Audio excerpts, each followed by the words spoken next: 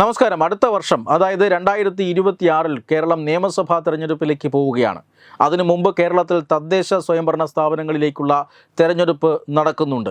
കേരളത്തിൻ്റെ ചരിത്രത്തിൽ ആദ്യമായിട്ടാണ് പിണറായി വിജയൻ സർക്കാർ ഒരു മുന്നണി അല്ലെങ്കിൽ ഒരു രാഷ്ട്രീയ പാർട്ടി തുടർഭരണം നേടുക എന്ന ഒരു റെക്കോർഡ് കൈവരിച്ചത്.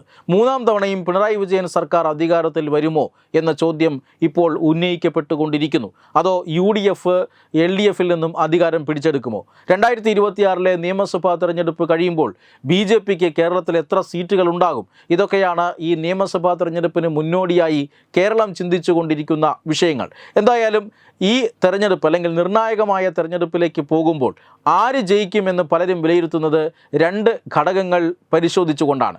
അത് ഒരു മുന്നണിയുടെ അല്ലെങ്കിൽ ആ മുന്നണിയെ നിയന്ത്രിക്കുന്ന രാഷ്ട്രീയ പാർട്ടിയുടെ നേതൃത്വം എത്രമാത്രം ശക്തമാണ് എന്നതാണ് ഒന്നാമത്തെ പരിഗണന. രണ്ടാമത്തത് ഒരു മുന്നണിയുടെ അല്ലെങ്കിൽ ഒരു മുന്നണിയെ നയിക്കുന്ന പാർട്ടിയുടെ സംഘടനാ സംവിധാനം എത്രമാത്രം ശക്തമാണ് എന്നുള്ളതാണ്. ഈ രണ്ട് ഘടകങ്ങളും തീർച്ചയായും ഇപ്പോൾ നിലവിൽ UDFന് വലിയ വെല്ലുവിളിയാണ്. കാരണം UDFനെ നയിക്കുന്ന കോൺഗ്രസിൻ്റെ നേതൃത്വം ആ നേതൃത്വം തെരഞ്ഞെടുപ്പിനെ നേരിടാൻ ശക്തമല്ല എന്ന് ആ പാർട്ടി തന്നെ ഇപ്പോൾ വിലയിരുത്തിയിരിക്കുകയാണ്. അതായത് ഈ പിണറായി വിജയൻ സർക്കാർ അധികാരത്തിൽ വന്നതിന് ശേഷം UDFന് പലതരത്തിലുള്ള ഉപതെരഞ്ഞെടുപ്പുകളെ നേരിടേണ്ടി വന്നിട്ടുണ്ട്. ഈ ഉപതെരഞ്ഞെടുപ്പുകളിലെല്ലാം വളരെ വ്യക്തമായ മേൽക്കൈ UDFനുണ്ട്. ഏതാണ്ട് എല്ലാ തെരഞ്ഞെടുപ്പുകളും UDF തന്നെയാണ് വിജയിച്ചത്. അതുകൊണ്ട് തന്നെ UDFന് അടുത്ത നിയമസഭാ തെരഞ്ഞെടുപ്പിനെ നേരിടാൻ തക്ക നേതൃത്വ ബലമുണ്ടോ എന്ന് ചോദിച്ചാൽ ഇല്ല.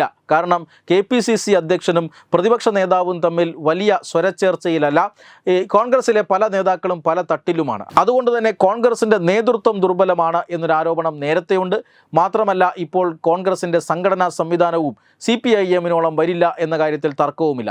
ഇപ്പോൾ BJP ആകട്ടെ വളരെ കൃത്യമായി തന്നെ അവരുടെ സംസ്ഥാന അധ്യക്ഷനെ യാതൊരു പൊട്ടലും ചീറ്റലുമില്ലാതെ പ്രഖ്യാപിച്ച് പുതിയ ആർജവത്തോടുകൂടി BJP മുന്നോട്ട് പോകുന്നു. പക്ഷേ ആ മാതൃകയിൽ KPCC അധ്യക്ഷനെ പ്രഖ്യാപിക്കാനുള്ള ചില ശ്രമങ്ങളാണ് കേരളത്തിൽ നടക്കുന്നത്.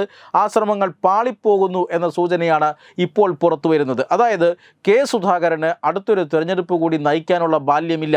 അദ്ദേഹത്തിൻ്റെ ആരോഗ്യം പ്രശ്നമാണ്. അദ്ദേഹത്തിൻ്റെ നേതൃത്വത്തിൽ ഈ സംസ്ഥാനത്തെ നേതാക്കന്മാരാരും വിശ്വസിക്കുന്നുമില്ല. അതുകൊണ്ട് തന്നെ സുധാകരൻ മാറണം എന്നൊരു പ്രബലമായ അഭിപ്രായമുണ്ട്. അതുകൊണ്ട് തന്നെ ദേശീയ നേതൃത്വം സുധാകരനെ മാറ്റി പുതിയ KPCC അധ്യക്ഷനെ പ്രഖ്യാപിക്കാനുള്ള തത്രപ്പാടിലാണ്. ആന്റണി ആന്റോയോ അല്ലെങ്കിൽ സണ്ണി ജോസഫോ കേരളത്തിൽ KPCC അധ്യക്ഷനായി വരും എന്ന വാർത്തയാണ് ഇപ്പോൾ പുറത്തു വരുന്നത്. പക്ഷേ അതിനും ഹൈക്കമാൻഡിന് സാധിക്കാത്ത ഒരു സാഹചര്യമുണ്ട്. കാരണം ഹൈക്കമാൻഡിന് അല്ലെങ്കിൽ കോൺഗ്രസ് അധ്യക്ഷനെ മാറ്റാനായി ഇപ്പോഴത്തെ അധ്യക്ഷൻ തന്നെ അദ്ദേഹം തന്നെ അതിന് സമ്മതം അറിയിക്കുന്നില്ല എന്നുള്ളതാണ്. അതായത് നേരത്തെ പറഞ്ഞതുപോലെ തന്നെ എല്ലാ ഉപതെരഞ്ഞെടുപ്പുകളിലും UDF വിജയിക്കുന്നു. അടുത്ത നിയമസഭാ തെരഞ്ഞെടുപ്പിലും താൻ തന്നെ കോൺഗ്രസിനെയും UDFനെയും നയിക്കും എന്ന നിലപാടാണ് ഇപ്പോൾ സുധാകരനുള്ളത്. അതുകൊണ്ട് തന്നെ ഹൈക്കമാൻഡ് മറ്റ് പല നീക്കങ്ങൾ മറ്റ് പല പോംവഴികളും ആരായുകയാണ്.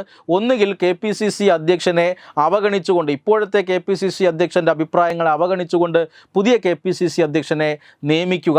ഇല്ല എങ്കിൽ അദ്ദേഹത്തിൻ്റെ അഭിപ്രായം കൂടി തേടിക്കൊണ്ട് അദ്ദേഹം പറഞ്ഞ ഒരാളെ KPCC അധ്യക്ഷനാക്കി എന്ന് വരുത്തി തീർക്കുക. ഇല്ലെങ്കിൽ KPCC അധ്യക്ഷൻ എന്ന പദവിയിൽ നിയമസഭാ തെരഞ്ഞെടുപ്പ് വരെ തുടരാൻ സുധാകരനെ അനുവദിക്കുക. നാലാമത്തേത് അദ്ദേഹത്തിൻ്റെ അനാരോഗ്യം പരിഗണിച്ചുകൊണ്ട് അദ്ദേഹത്തെ തുടരാൻ അനുവദിക്കും. പക്ഷേ അദ്ദേഹത്തിൻ്റെ അധികാരങ്ങളിൽ കുറവ് വരുത്തുക. അതായത് സംസ്ഥാനത്തെ മുതിർന്ന 3 കോൺഗ്രസ് നേതാക്കളെ ഉൾപ്പെടുത്തിക്കൊണ്ട് സംസ്ഥാന കോൺഗ്രസിൻ്റെ നേതൃത്വത്തിലേക്ക് ഒരു ഹൈപ്പവർ കമ്മിറ്റി ഉണ്ടാക്കുക. ഇതെല്ലാം സംസ്ഥാനത്തെ നേതാക്കളും അതുപോലെ തന്നെ കേന്ദ്ര നേതൃത്വവും പരിശോധിച്ചു വരികയാണ്. ഒരു കാര്യം ഉറപ്പാണ്, സംസ്ഥാന കോൺഗ്രസിന് വല്ലാത്ത പ്രതിസന്ധി ഇപ്പോഴുണ്ടായിട്ടുണ്ട്. ഒരു പുതിയ അധ്യക്ഷനെ സംസ്ഥാന അധ്യക്ഷനെ പ്രഖ്യാപിക്കാൻ പോലും അഭിപ്രായ ഐക്യത്തിലേക്ക് എത്താൻ പാർട്ടിക്ക് സാധിക്കുന്നില്ല എന്നുള്ളതാണ്. അതിനോടകം തന്നെ പുതിയ KPCC അധ്യക്ഷ സ്ഥാനത്തേക്ക് പറഞ്ഞു കേൾക്കപ്പെടുന്ന പേരുകൾ ആ പേരുകളുടെ നേതാക്കന്മാർക്കെതിരെ ഇപ്പോൾ പോസ്റ്റർ ക്യാമ്പയിൻ അടക്കം എറണാകുളത്ത് പ്രത്യക്ഷപ്പെട്ടിട്ടുണ്ട്. കഴിഞ്ഞ ദിവസം K മുരളീധരൻ പറഞ്ഞത് ആന്റണിയെയും അതുപോലെ തന്നെ സണ്ണി ജോസഫിനെയും കുറിച്ചാണ് അദ്ദേഹം പറഞ്ഞത്. ഫോട്ടോ കണ്ടാൽ സാധാരണ പ്രവർത്തകർക്ക് തിരിച്ചറിയാൻ കഴിയുന്ന ഒരാളായിരിക്കണം KPCC അധ്യക്ഷനായി വരേണ്ടത് എന്നാണ്. അതേ വാചകം കടമെടുത്തുകൊണ്ട് തന്നെയാണ് ഇന്ന് എറണാകുളത്തും മറ്റും പോസ്റ്ററുകൾ പ്രത്യക്ഷപ്പെട്ടിരിക്കുന്നത്. ഒരു കാര്യം ഉറപ്പാണ്, UDFനെ ശക്തിപ്പെടുത്തണമെങ്കിൽ തീർച്ചയായും കോൺഗ്രസിൻ്റെ നേതൃത്വം ശക്തിപ്പെടണം. കോൺഗ്രസിൻ്റെ നേതൃത്വം ശക്തിപ്പെട്ടാൽ മാത്രമേ സംഘടനാ സംവിധാനത്തെ ബലവത്താകാൻ കഴിയൂ. ഇനി അതിനുള്ള സമയം വളരെ കുറവാണ്. പക്ഷേ ഇപ്പോഴും കോൺഗ്രസിന് ഒരു നേതൃത്വത്തെ കണ്ടെത്താൻ കഴിയാതെ വലിയ പ്രതിസന്ധിയിലുമാണ്. അതുകൊണ്ട് തന്നെ 2026 നിയമസഭാ തെരഞ്ഞെടുപ്പിൽ കോൺഗ്രസിന് എന്ത് ചെയ്യാൻ കഴിയും എന്നത് ഇപ്പോഴും ഒരു ചോദ്യചിഹ്നമായി മാറുകയാണ്. വെബ് ഡെസ്ക് തത്തുമൈ ന്യൂസ്.